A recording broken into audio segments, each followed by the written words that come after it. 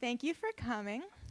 So I'm very excited to introduce to you our Victory Ferrall artist in residence, Amanda Browder. Yay.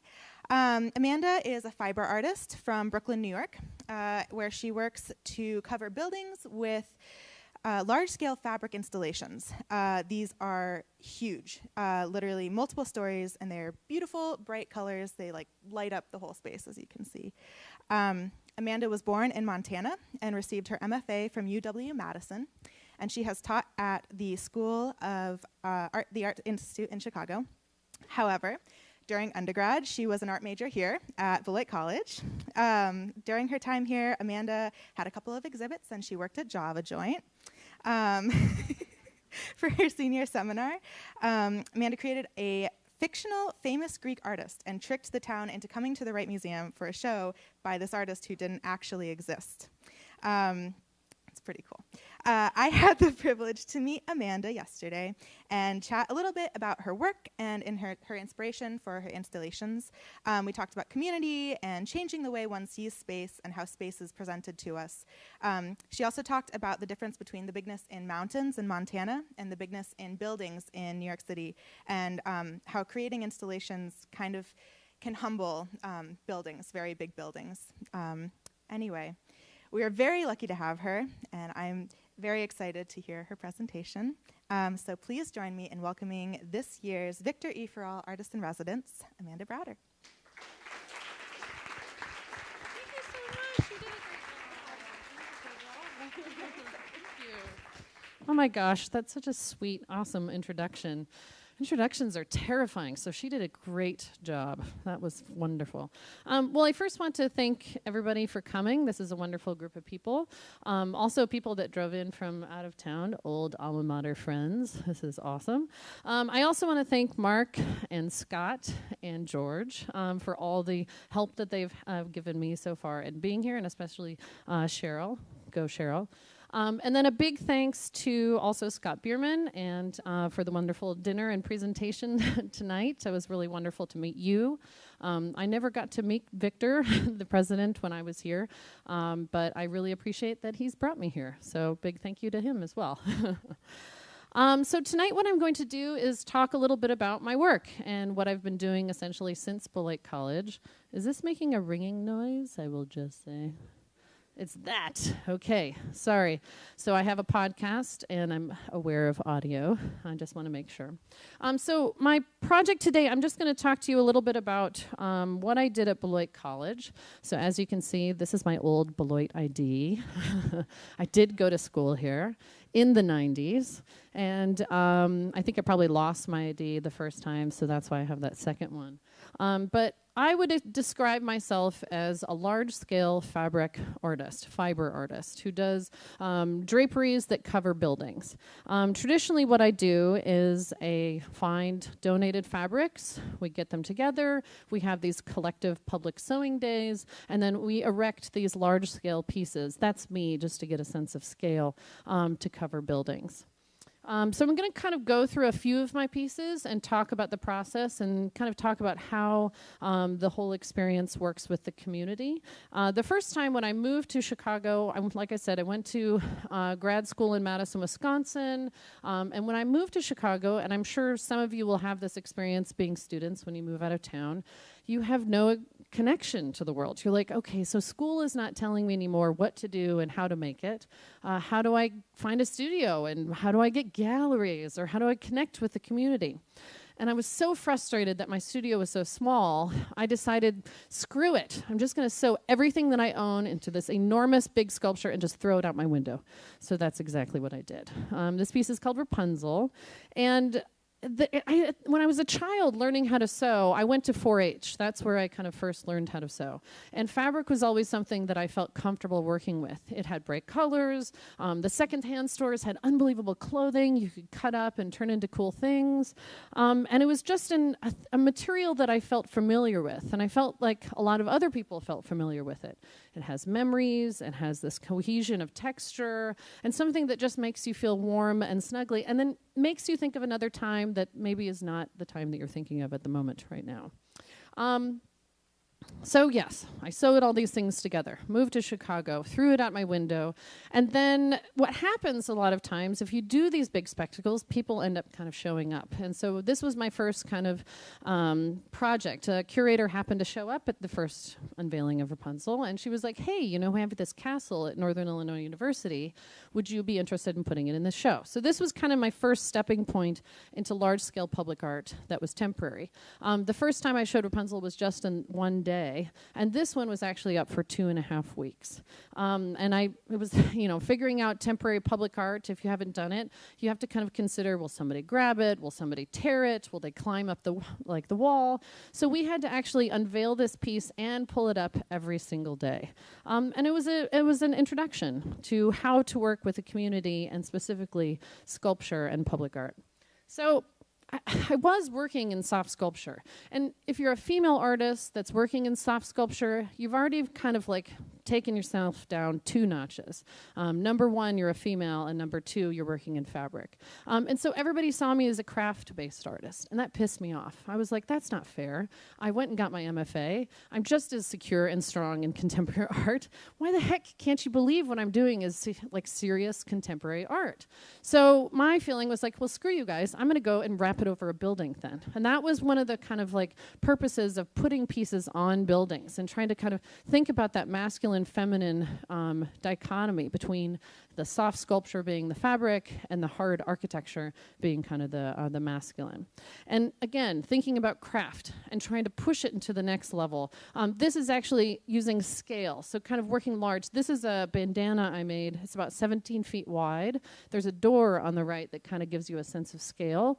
And this too is using secondhand material. So the beads actually in the are spools of thread. And I actually ended up going to, in Montana, the secondhand store, which I adore. It's the, what do you call it? It's the elderly care center place where they quilt downstairs and hang out. And pretty much I go there once a year and hang out with all the women and buy everything in their whole collection because I love the fabrics. And one of the things is I took out all of their spools of thread. They were very happy because there was lots of space after that. So I want to show you guys, since you're all from Beloit, the crazy project I did when I first was in grad school, or undergrad here. This is a real article that was posted in the Beloit Daily News. And I was actually very lucky because I was working as a graphic designer in the PR department, and which was in the graphic design kind of area. And the guy was nice enough. I said, listen, I want to do this project. It has to be a secret, but I want to send on the Beloit letterhead an explanation about this fake male artist who's going to come and show, and nobody can know. He's like, great, let's do it. So Beloit Daily News and Janesville Gazette posted this awesome article, and I have to say, I haven't looked at this in 20 years, and it's so poignant for today. It's 100% fake news, just FYI. So the guy is dead. His name's David Coulentianos, and you can't just print articles. You have to dress up as him, and so I dressed up as him, and then the photo was too realistic, so I had to do pinhole camera versions because this is pre-digital. The one good thing for me is the internet wasn't happening at this time, so nobody could actually really check it to see if it was correct or not. So of course I gave a lecture, simulacrum, hello, me at 20 years ago, me doing it now, and then had friends, people wrote about it in different articles at the round table. Is the round table still happening here? Awesome. So here's just a quick image of what the project was. I had to make it the day before the actual presentation because nobody could see the piece actually being constructed. And so I made it 2 nights before the actual presentation of the show. That was tough, yeah, welding steel. And then as one kind of step into the idea of working with other people, one thing I think is a misnomer for artists that are kind of like learning, studio artists that are trying to figure stuff out, you always think that you have to do everything. And I didn't feel that that was necessary. So I outsourced to a friend who was a really good writer and asked her if she could actually write the article that explained this whole project. And she did such an unbelievable job. We're actually still friends for all the alumni people out there. And Megan wrote this awesome interpretation of just what this whole experience was about. So people showed up thinking it was my senior exhibition, and it ended up being the same show that they had come for the opening a month before.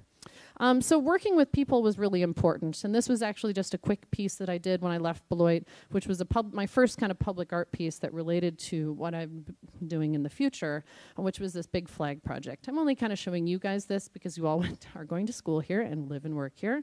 But it was an awesome project where a collective of people in the sculpture department all got together. We installed it at 2 a.m. without telling anybody about it, and every club decided it was their project, and I was kind of excited about that. But this was the jumping point to what I do now. So I kind of set up this slideshow that we can talk about the different steps on how I produce these large-scale sculptures. And we're going to use Future Phenomena, which is my first piece that I did in Brooklyn, New York, when I moved to Brooklyn, and used the process that I do now, which is about donated fabrics and working with the community. So this is Greenpoint, Brooklyn. If you don't know the history of Greenpoint, Brooklyn, about 10 or 12 or 15 years ago, it really was a pretty rough area of town, Polish neighborhood, but families, it was good, and a lot of artists moved there because it was inexpensive to live, and it was like close to the water, and you could kind of get around. So I moved there, and I decided I wasn't going to be an artistic nomad. I wasn't going to be a person who moved to an area and then just felt like I kept having to find the new cheap rent. I was going to really get to know people and see if I could create some roots. And then on top of that, I wanted to see if I could use what I love to do, which is making contemporary art, as a way to get to know people. So what I did is I start telling everybody. I moved to New York cold. I had no friends, no connection, no school connections. I just started going to art shows and started handing out all these flyers saying, I'm going to make this piece. Oh, yeah, totally. It's in the works. It's happening. Yeah, funding, it's coming. I mean, it was all smoke and mirrors. It was all kind of explaining to people that it might happen. And what was great is just by kind of promoting that, just saying to people that it was going to happen, people started kind of keying into it. And this group of women decided to form the North Brooklyn Public Art Coalition, and they decided to fund the whole project. So we got a grant from all these different kind of groups, and then created this project. So the first step in these parts is donations of fabric.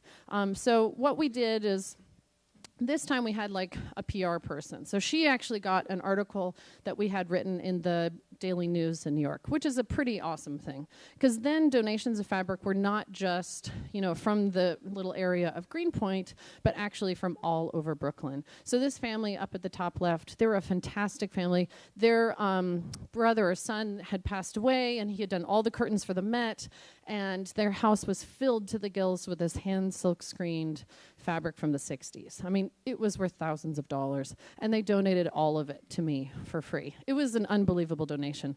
And a lot of times, I'll tell you, in projects that I do pay homage to these people that give so much. So for their piece, you can see in the piece for sure, I'm just going to go back, like 2 or 3 of these stripes are just based on the fabric that was donated. So this is also a map. So I really like the idea that these processes are not just an art object that you go to the gallery and see on the wall, but rather it starts from the beginning of the idea, and then all the people that I meet, and then mapping what happens, the people, the stories, and everything, and then showing it on projects like this. So this was the map that we used to kind of show the sewing days and the donations and where they came from, working with different groups. It was fun. So then the public sewing days. Public sewing days are really great because they really encourage people to be creative. I mean, one of the parts of this project is really trying to see if we can break the walls down between the museums and the galleries. I think there's a real kind of bubble that happens around that community. And I'm very interested in seeing if my contemporary art or my art practice can bring people into the space and feel more comfortable about hanging out in the museum. I mean, how cool would it be if you could go to MoMA and just like sit in the middle of a room and just like drink a coffee, talk to your friends, and then go home? Like, you don't have to see the whole museum. There's not this pressure that you have to see everything at that time and you have to have the most intense experience and it's just going to blow your mind. Why not just have it more casual and see, like, this is your place. This is your living room. You're allowed to come here and just hang out. So with this sewing days, I really wanted to break down the hierarchy of artist versus viewer.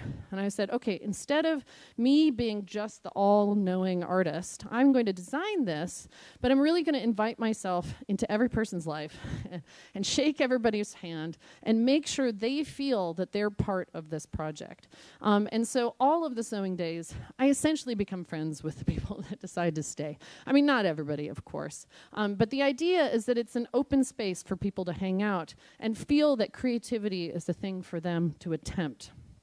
And not always is it a place where sewing is something exciting. I mean, I don't know how many of you guys actually know how to sew. Can I just get a hand? Who knows how to sew? Who has sewed a piece of clothing? Oh, but see, there's different. Oh, okay, that's pretty good. I have to say, traditionally, there's a lot less people that know how to sew because it's kind of a dying act. I mean, how many times I sewed this shirt. I'm very proud of this shirt. This is recycled fabric that I found, and it looks like somebody drew it, and it was like an FIT kind of like perspective project, but I love that I made this. And I think that that's where I was trying to kind of push for this direction. It's like, when you come to a project, do you feel that participation is something that you're actually, or when you come to a project, do you feel like that your participation is actually involved within the project? A lot of times it's something like, for example, a class will be taken to a museum and, you just see the work and that's about it. Or you're told, oh, here, just draw on this, and then you did something. I thought that was just... It was too passive. I wanted people to feel that if they came to the museum and they experienced some sort of sewing day, they felt a sense of pride in what they made, and it was going to be showing at the end of the project. And so all of these sewing days, I tried to really get people to understand that, like, if you get into it, it will be yours. And that's what you should brag about after the end of the project. So this was a picture of Future Phenomena. I did a lot of trading. So, for example, we needed a gymnasium at the end of the project to lay out the whole project and sew it. And so this was a Catholic church that had a school, and I traded classes teaching the students for them giving me 2 to 3 days with the gymnasium. And this is something I've never done. I will tell you, this is not something I know what I'm doing either. Again, all smoke and mirrors, total trial and error. I think I said this, but I was a math major I'm not sure. I was a math major when I first moved to Beloit. And so a lot of that mathematics I used in these projects to make them happen. So the last kind of like little kernel, and then I'm going to show you a bunch of work, is public collaboration. I think it's really important that there is this kind of call and response when you're looking at work. As participants or as viewers, especially you guys who are like studying and thinking about brainstorming, I think it's really important to feel like you are part of that communication, that cycle. And cell phones are kind of fascinating because all of you guys use them now. I didn't have them when I was in college, but one of the practices is you start cell phone, you take pictures of everything, which I don't always support because I think it kind of outsources your memory a lot of times. But with this, I was really excited that I got to meet a lot of people kind of through their own lens of the projects that I was doing in the community. So I may not get to meet every single person that gets to stop by and check it out, but seeing how they've re-represented some of the work was really fantastic. Here's a few pieces that I'll show you in whole later, but this is the Rapunzel piece. This girl, it was like a live art presentation where you dress up as the art piece. And so she had sewn this whole thing because she had saw my piece online and had made it. So it was pretty awesome. And then the bottom right is a quilt that was made by a woman who came and sewed. Above it is a print that I gave her because she sewed so much. It was a gift saying thank you. And she created the quilt on her own that was kind of in a response to one of the pieces I made. And we became very close. She's actually a scientist. She's not even an artist. So that was a really positive, awesome experience. And also just this kind of idea that I want contemporary art to be part of our everyday practice. I don't want it to just be in the museums and sequestered into this church-like experience. I want it to be something that we are very comfortable with having in our world. I mean, think about how disappointing it is for artists who are just like, gosh, it'd be so cool if more people bought my work. It's because there's this kind of separation. We as humans kind of don't feel like we know enough, or we're not allowed to be part of the art world. And so I really am trying to kind of break that down a little bit and make every single person feel a little bit more comfortable comfortable about being part of that world, even if you don't know all the history, but more just that you're a creative human and you are part of the world because of that. So let's talk about Spectral Locus. This piece was awesome. So this was last year. I got an NEA grant, and it was sponsored also by the Albright Knox Museum in Buffalo. And we did 3 buildings. This is the church on Richmond and Ferry. It's now turning into a performing arts space, so they were in kind of construction, which is one reason why we could actually drill to the wall. Second building, which was on the east side, is at 950 Broadway. And this one used to be like an old Sears building and an unemployment office. And now it's turning into places to live and retail at the bottom. And then the last space was at the Albright Knox Museum in their offices, and it was kind of the beacon in the center, so people could kind of go to the museum, see this in the beginning, and then go out into the neighborhoods to find the other buildings. So we actually work with, well, let me step back. So when I do these projects, I traditionally work with institutions. I think a lot of artists, when they leave school, think that the gallery system is where you're supposed to kind of work within, and I just didn't fit that model. I really enjoy working with larger groups and larger groups of people, and in the gallery world, that doesn't really exist. And so the Albright Knox Museum, Fourth Arts Block, all these different kind of community groups have really been a place where I enjoy working with. They also have connections with different community groups in the city. So these are site-specific objects. Right here, this is at the Olmsted Center for Sight. That was one of the locations that we worked at. We make these long monochromatic pieces of fabric that are donated from the city. This piece was really special because it was actually hand woven, and none of the people in the area would let me cut it. They were like, no, you're not, you can't cut any of that fabric. And I was like, cool, that's great. It's so gorgeous, I couldn't cut it. It was absolutely beautiful. But this is also at the Olmsted Center for Sight. It was the first time we had kind of worked with people with either low vision or no vision, as well as people who have mental and physical disabilities. And we found all these different ways where we can actually sew and make it work together. So this woman is 100% blind. She cannot see, and she's sewing with no trouble. She was actually the best sewer at this work program place at the Olmsted Center. She was sewing. She could tell the difference between in feeling of 2 different colors of fabric. She was an unbelievable woman, very inspiring throughout this whole project. So this is just like one of those happy stories where you see these 2 people. They were a couple that lived in Buffalo, and she sewed more than him, but she taught him how to sew, and next thing you know, they had been sewing for hours and hours, and they just showed up during the presentation and sat and watched the sunset for 2 hours. It was that kind of experience when you make this work. I mean, how often do you get to just have people come and sit in front of your work, not needing to engage with you as the artist, but just kind of like look in awe and knowing that you've made part of that. Like, that is something you've done. It is a celebration of the city and the people that you've worked with. I mean, this area was great, too, because like Beloit and like Buffalo, it was transforming. It was kind of going from a very rough time. I mean, Buffalo was very, very rich during Niagara Falls explosion and then really took a heavy turn in the 80s and 90s.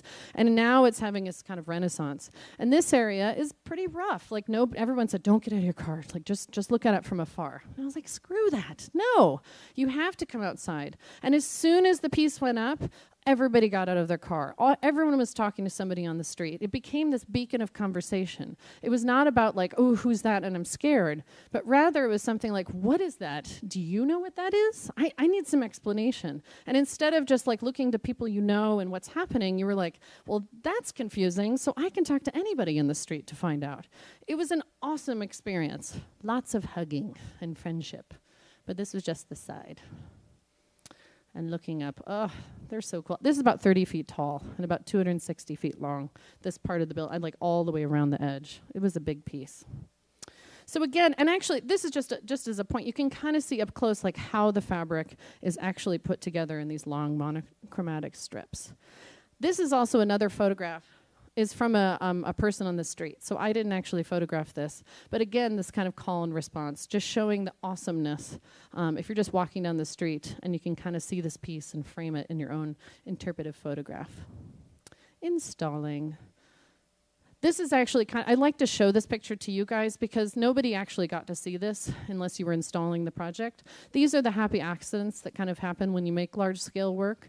So it turned into this whole stained glass interior, and we didn't know this was going to happen until after the project. And you walk upstairs after you've hung the whole thing, and it's just this gorgeous stained glass interior, which is pretty awesome.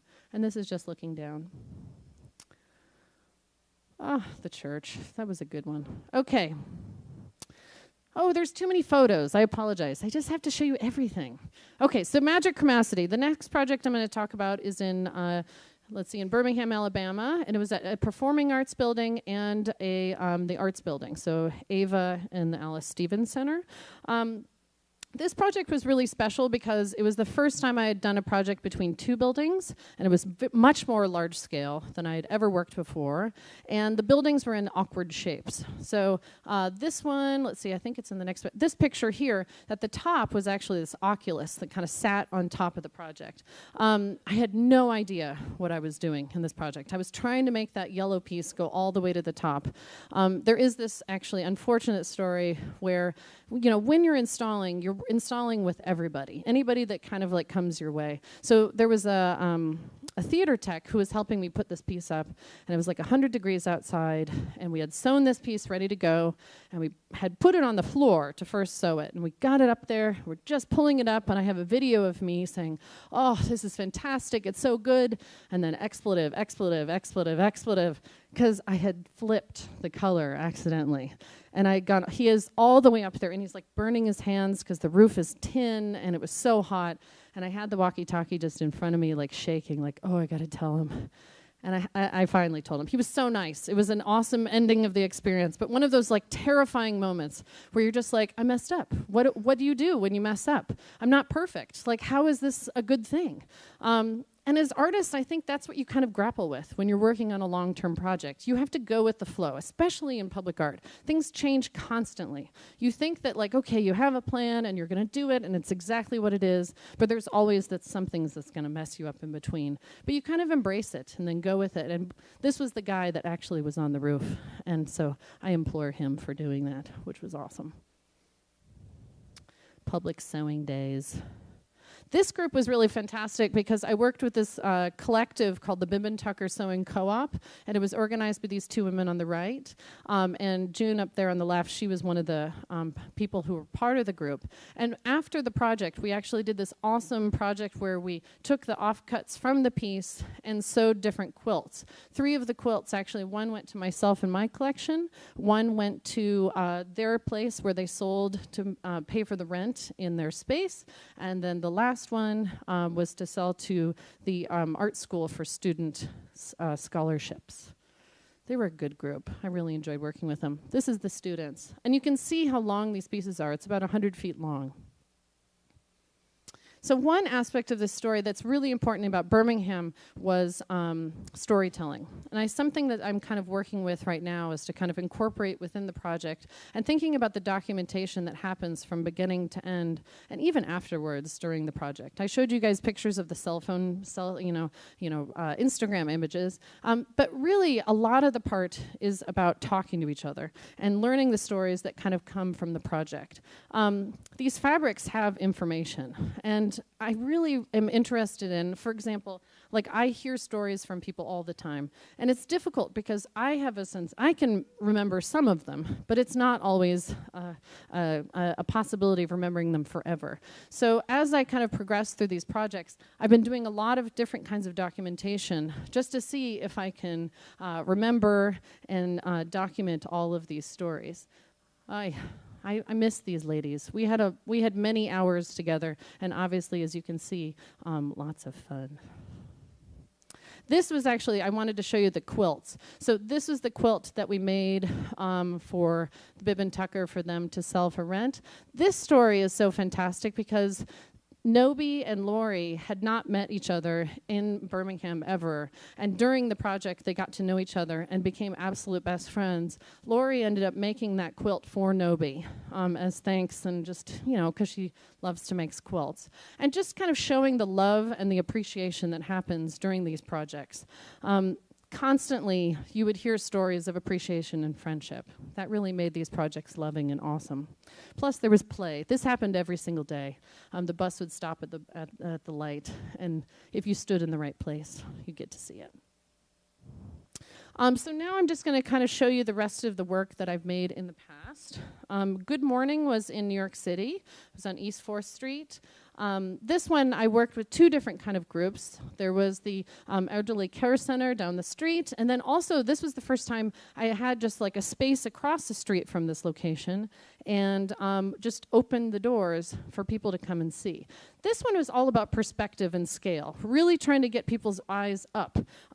You know, in Future Phenomena, the first one that I showed you guys, it was all about trying to kind of shift people's understanding from when they went from their home to their work. I think you probably have this experience when you live in Beloit. When you walk from your dorm to the class, you probably forget what's in between, right? Or at least you know it's there, but it just never changes. And so you kind of tune it out in some way. So the reason for these projects to be up for a very short period of time and then be removed was that I want people to be kind of shocked and awed into seeing that their space changed in some way, especially on the buildings. Because if you put these pieces up for 1 day, 2 weeks at the max, you can't really get used to it. You're still every time going, oh my God, that's so big. Like, how is it that large? And then the second it's removed, all of a sudden, like these windows look different and the building looks taller and it seems more manageable. And you're like, oh, there's a scaffolding there. I didn't realize that. And I want that vibration to happen in each one of these projects. So here's from the roof down, looking and seeing how it's constructed. Very simple construction, but how dramatic with those kind of linear directions that it makes it looks more architectural and unique. So here was the sewing day across the street, and us hanging out with all the people down the street at the JASA Community Center. I really enjoyed combining different age groups in Williamsburg and in Brooklyn. Essentially, everybody just stays at about 30 years old. Like, there's just not an age difference. And it frustrated me. I hated it. Because everybody of all ages has different experiences and stories. And if you're living within the same kind of community, it just becomes I can't say that word. No, I'm not even going to try.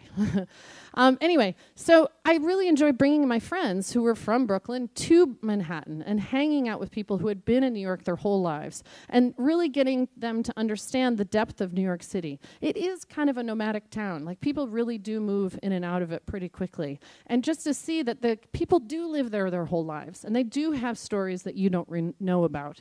And creating this place where they could converse was a really positive for both, I think, people who were living in the center and then also my friends who had never, met that many elderly people who lived over 50 years old. And here's us at the gymnasium putting the piece together at the 19th Street Y. That was lots of fun. And the presentation.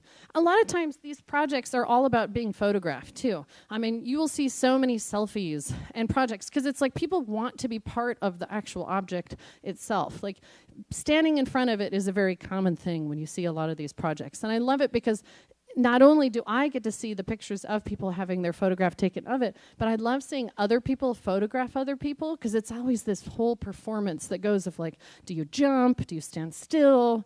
Oh, it's fantastic. You get a whole other perspective, as this was when you're up close, as when you kind of step back and see it from far away. One question people always ask me is, what do you do with the piece afterwards? Do you cut it up? Do you, donate it? What happens? Well, I store everything. Because these pieces are site-specific to that location, I find it very important to honor the people and the time that participated with the project. And so this was the Good Morning that was actually shown again in Missoula, Montana. I went home. There was like a little mini retrospective at the university, and it just happened this building had the same cut. And so we rehung the piece again in homage to the people in Brooklyn. So now we have Hello Niagara, which is 120 feet long. And I made this on a 10-foot table. So to think as students that you guys can't create something big is silly. You can make something large. If it's a small parts and you just keep making the same thing over and over and over, it can create something so as big as this. This is right under the Brooklyn Bridge, and it was part of the Dumbo Arts Festival. And over 1 million people saw this. And again, this is awesome. Just seeing people kind of walk around, take pictures of themselves in front of it, and really kind of figure out how they can interact with it on a personal level. This was the best photo, I think. This guy asked me, he's like, "Can you just take my photo?" And I was like, "Sure." And then that happened. He's awesome. He made that project. It was a full waterfall with him dancing. So one kind of distraction, I just want to show you some unique projects. I got to go to Liberia this last year, and my roommate is actually a surgeon. And he does a lot of medical work in Liberia.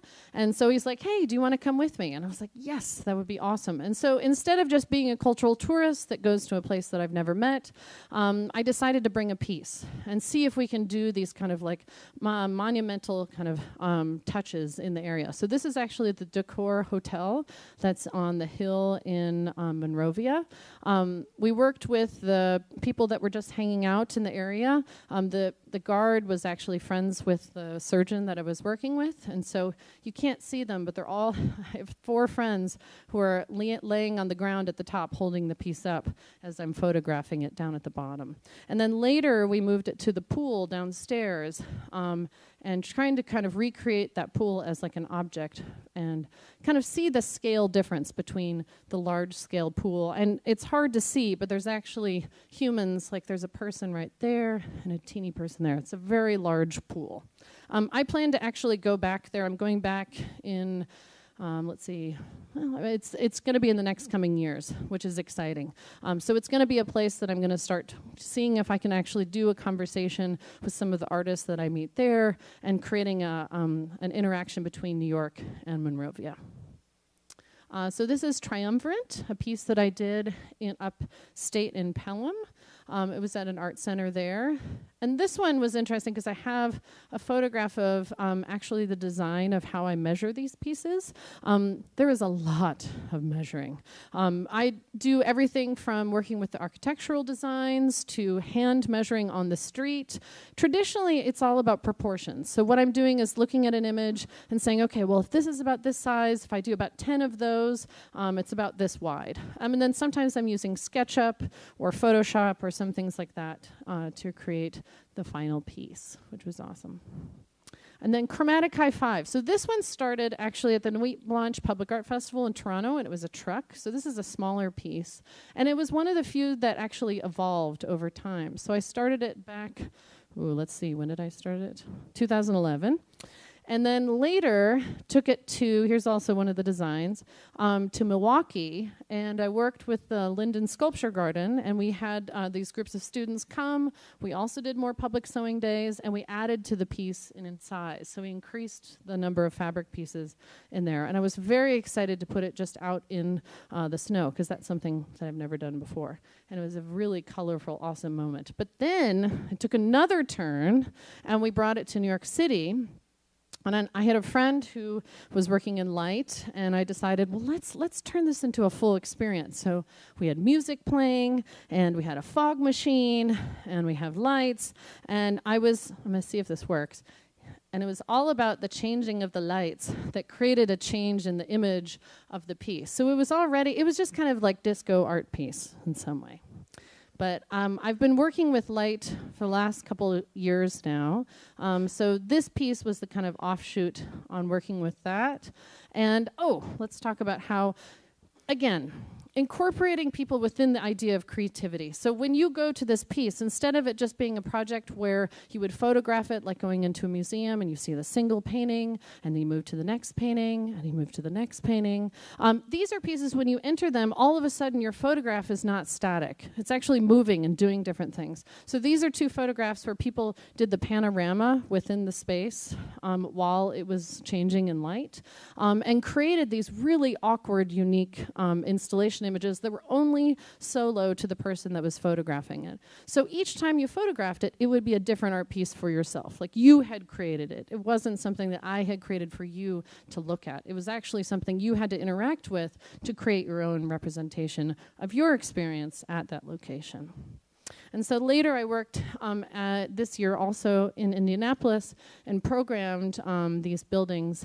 And I have a short video, I think, and you can all see the full-length one later if you'd like online.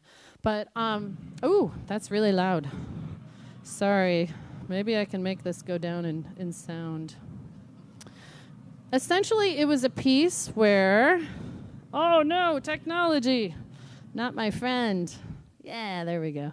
Okay, so this is in the IPL building, which is downtown Indianapolis, and it was a piece that I designed for you to just have in the background, to not really think about it. It was something where, as you were driving on this rotunda, it would be something that you kind of catch into the back of your eye. Also, just thinking about that path that you guys take from home to work. And it changed over time. The piece was kind of representing all the different kind of lights that you see in the city, maybe somebody upstairs in a subway, maybe someone turning on the lights to fix something, the headlights going across as people walk and create shadows. All of that was inspired for making this project in the end. So this was the first time I'd ever worked with large-scale light installation. All right. Whew, that was loud. Prizm Living Room was also an indoor piece that I did. It started off in a gallery in Lower East Side. This piece is actually very deep in size. It was this kind of trompe-l'oeil experience. So the wall itself is cut out, and there's this huge fabric installation behind it, and the 2 chairs you could sit and kind of watch this television-like experience. And then as you got closer to it, you start seeing the 3-dimensionality to it. And if you went through the little hole, you could see how deep it is and how there was this facade. So I don't know about you guys, but I grew up watching Pee-wee's Playhouse as a child. And that whole invasive, installation experience of I was so obsessed. I wanted my life to be that. I wanted Donald Duck's life to be in my world. I wanted Cherry to be my best friend.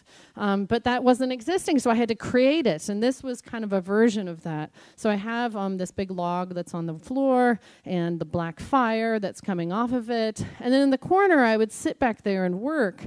And then I would encourage my friends and people from the neighborhood to come and just sew. And one of the things that got the gallery people a little bit mad, but there were kids that lived in the neighborhood. This was a neighborhood of skyscrapers and people going to school. And so I would encourage them to come in the gallery, which they never did. Because, if you lived in the area, you were separate from the gallery. The galleries were the commercial spaces that the fancy people went, and I lived in these buildings, and I wasn't allowed to. Instead, I would just say, oh, come on, let's do this. And they would come downstairs, and it was like a scary experience.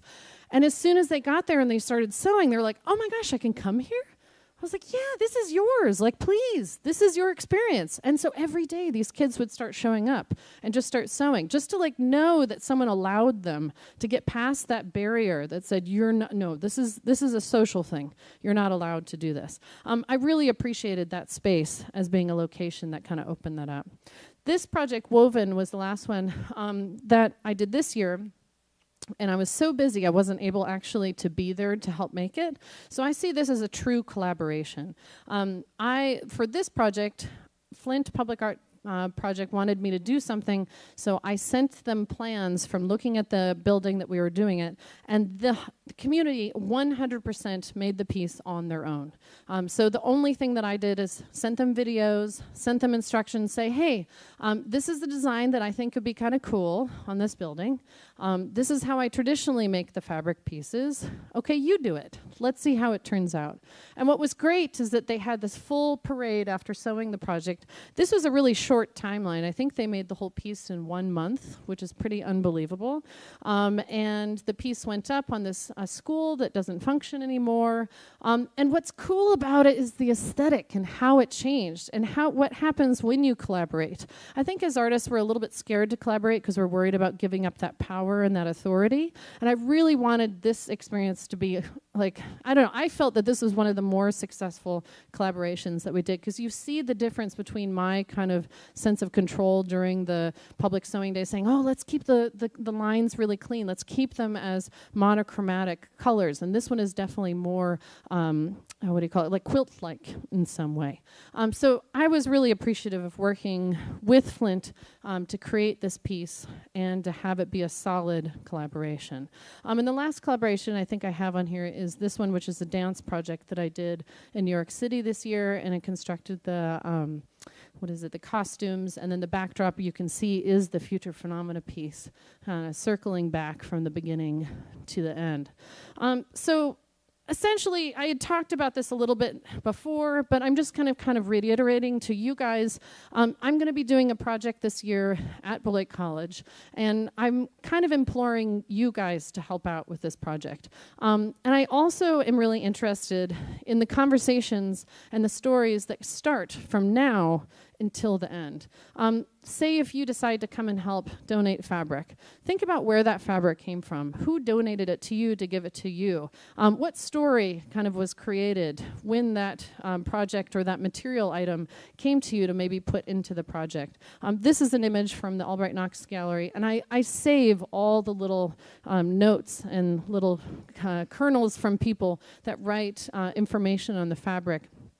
You know, kind of giving information about where it came from. One time I had a woman in Birmingham, Alabama, who showed up, and she didn't have any interest in sewing. She's like, listen, I'm agoraphobic. I can't be outside. It's not good. But I had this awesome fabric, and I really want to donate it. And she donated it and left. And just that story gives me chills. Like, just to know that someone really wanted to take a moment out of their day, even if it wasn't to sew or create this thing, but just participate in some way, to like put their hand in the middle and get involved and be part of the project, I think is great. So one aspect of storytelling that I'm going to turn to tell you guys, after I left grad school, I went down to Chicago and I started this podcast called Bad at Sports. So all of you can listen to this. It's 100% free. And we kind of started it right when podcasts began. We now have about 560 shows online that you can listen to for free. And we interview artists, critics, curators, dancers, everybody kind of in the creative arts, from famous people to the guy next door. And we are funny, and we say bad words, and we do funny things in general. So when you're listening to it, it's really great if you're studio artists or you need that kind of background information that kind of supports your creative thought process, because we really are interested in making the artistic conversational experience more educational and then also conversational. So one project I did in New York, I got asked to do this gallery piece where we created a dialogue between the warring factions of the art world. So one thing that happens on Bad at Sports is that we're mean to people, which is not a nice thing to be, which I understand. But it's kind of like pulling back the veil of the difficulty when you're being critiqued in magazines and this kind of thing. And so the awesome part of this project is that we had this battleship game. And so the first set of the duality was formalist versus conceptualist, just to kind of warm up and yell at each other. And then the second one was this one, which was actually dealers versus artists. And it ended up being very educational and supportive. And then the last one was painters versus the world, because at that time I thought painters just were the worst. And I was the world. And I just threw every lob at every painter and told them how horrible it was. It was the most cathartic thing I've ever done in my life. Of course, we're all still friends. And then the New York Times wrote me up as being a bruiser, so I felt solidified in my suggestions. So how can you participate, right? Save your fabric. Don't throw it away. And then also, these are the kind of fabrics that I'm looking for. So we're going to be doing a project this year.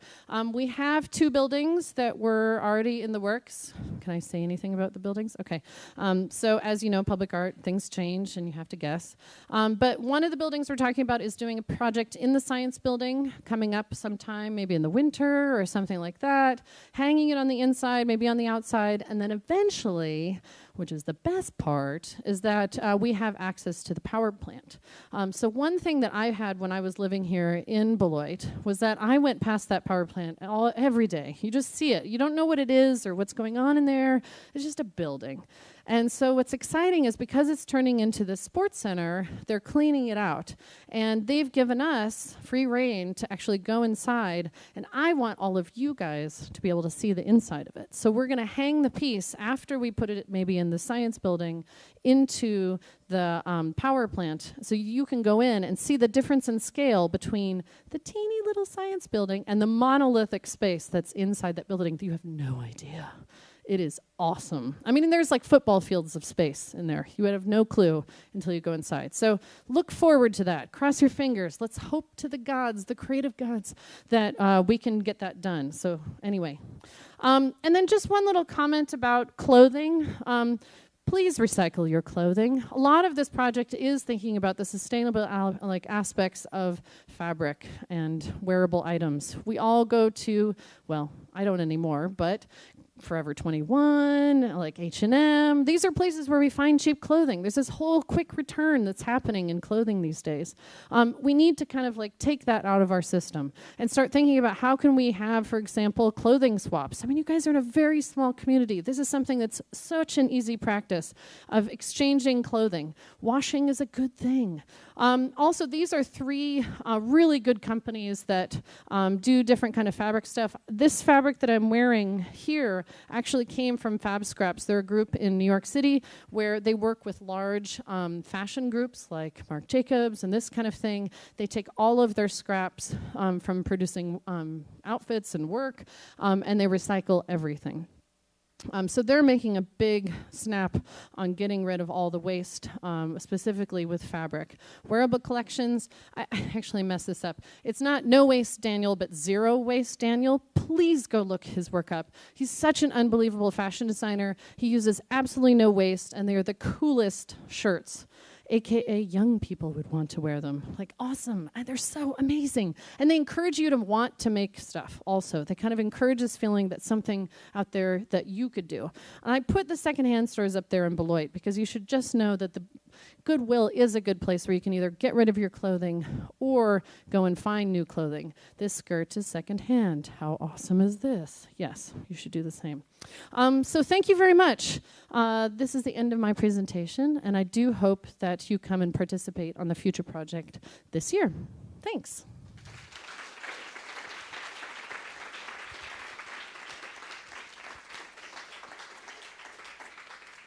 So I'm guessing now what we're going to do is open up to you all. Questions. We have a microphone that we are going to maneuver around because we're recording this conversation and we would love to hear their questions. So does anybody have any questions? It's okay. Students, try harder, think of something. Ask her anything. What was it like to be in Beloit back in the 90s? Yes, question. Oh, you might have to turn on the mic. What was it like to be in Beloit back in the 90s? It was great in the 90s. No, Beloit was a great place. I was very happy to come to school here. I was in Montana. I don't know how many of you guys came from a place where it was a big city, but I came from a small town and then actually moved to Beloit, which was a smaller town. And what's that? You're a smaller town. Yeah, exactly. So I actually came to Beloit cold. I didn't actually visit it before I signed up and decided just to come here. So it was a big gamble coming here. But I found I'm still friends with a bunch of people that I knew here. I felt like the quality of students was really high compared to some of my friends who were going to different schools. There was a really interactive, intense interest in coming up with new projects and new ideas. I kind of get the sense that you guys have it now similar to like even just talking to the art department, which has just expanded so much. And I'm so happy to see what you guys are doing. There's actually curriculum and direction, which was not really there when I was there, but that's okay. I still had a very good experience. Yeah, it was a good place to go, and I'm happy to be here. Oh, yeah, I lived in the Women's Center, and I also lived in the Spanish House. and an apartment downtown. So those are my clubs. There's a mic. There's a question. So my question was, I was just wondering, how long does it usually take to make one of your art pieces? Yeah. So usually it can take anywhere from about 3 months to a year, because a lot of times it's planning. Like, one thing that people forget, like, I'm showing you end pictures. Like, you kind of forget how much organization it takes to, like, get people to all go in one place. I mean, you guys all came here. That's an organization. That takes time. So each time a sewing day was happening, it's like, okay, how do we get the most people there? Who can we go connect to and just talk to? How many sewing days do we have to have? Because this is all random. You don't know what's going to show up. And that's kind of an awesome part of these projects as well, is not knowing what kind of fabric you're going to get, how many people are going to show up. I mean, during one of the sewing days, I had 2 people show up the whole time. And that happens, and you just go with it. And you're like, well, I guess I'm making the whole thing myself. It was a smaller piece, so it was okay. But yeah, that kind of experience is pretty exciting and terrifying at the same time. Yes, George. So you talked about all the measuring you do when you do this project, Yeah. but I wonder if any part of this project is very intuitive, and if, when you make these patterns, are you hoping to convey something to us other than a pattern, maybe a memory or evoking a feeling? Yeah, no, definitely. It's interesting. So first question, sorry, I got excited about intuitive. Thank you. I got excited about the second one. So yes, definitely intuitive. I didn't show pictures of my sketchbook. So I do a lot of drawings. I have like 17 sketchbooks around my house and studio, and I'm constantly trying to figure out different kind of patterns and directions for how it might be able to be turned into a new piece. And so that's kind of the intuitive part. It's a lot of sketching and drawing. And then on top of that, there's like this feeling of kind of connecting to, I was going to answer the second question with this. It's all about scale and trying to get people to look up. What was your second question again? About whether you were evoking something beyond just Yes. Right. So what I want people to do is have a sense of shock and awe, because I want them to kind of get to this place where, when I was growing up, the mountains were the biggest thing around me. And then moving to a bigger city, there was this kind of feeling like, yeah, mountains are big, but buildings are huge. And I was like, screw that. They're not that big. Mountains are huge. Like, they're terrifying. Like, we are little small peons. And so these projects, I kind of wanted to get people to get that feeling of scale, that human scale, and have it kind of be a shocking moment. So in some way, I guess it was just trying to kind of push beyond just the design and more think about how can I get people to be overwhelmed, especially by contemporary art. I mean, you always talk and hear about people crying in front of paintings or having emotional responses, and I wanted that to happen just in the visual construction. I've attempted to do stuff with more imagery or things like that in my own studio, and it doesn't work. It becomes too specific. And so the design, kind of like geometric designs, make me feel more free about working within the environment and kind of pulling your eye in all different directions. Yeah. Questions. Question time. I know, terrifying. Oh, there's a question over here. Yes, she's going to ask a practical question. We have to record it. So I'm just curious about some of the logistics from the standpoint of like, the weight of some of these things, and also just how you get from where you've made something to sort of transporting it and getting it up and that kind of thing. So essentially, the beginning, I never know how heavy it's going to be, but like the church piece was the first time it was an intense amount of fabric. I mean, the church itself weighed about 450 pounds. That was a big piece. But then, strangely, the Future Phenomena piece, which was the first one, the kind of vortex one, that one I can fit in a duffel bag and lift it and take it on a plane. So it's pretty awesome that some of these projects are just densely filled with fabric. I mean, the ones that get, 50 feet wide and about 60 or 70 feet tall, that's the heavy ones. But the Future Phenomena is only about 34 feet by, I think, 50 feet, and it kind of bundles down into a smaller container. Fabric is one of the reasons I started using fabric is that I could work big, but it didn't take up a lot of space. I mean, as sculptors, I just never really got into this idea that if I started working in wood and metal, that I would have to store all of it over my time period. And so fabric was great. I could roll it up and still make this large-scale piece. Let's see, I'm trying to think of other logistic answers to your question. But essentially now I can fit all of my work, like 4 of the pieces that I made and I showed you fit under my table. And so it's kind of a nice kind of aspect of working with in contemporary fabric art and sculpture. Reasonable. Do it. It's awesome. Fabric. Any other questions? Concerns?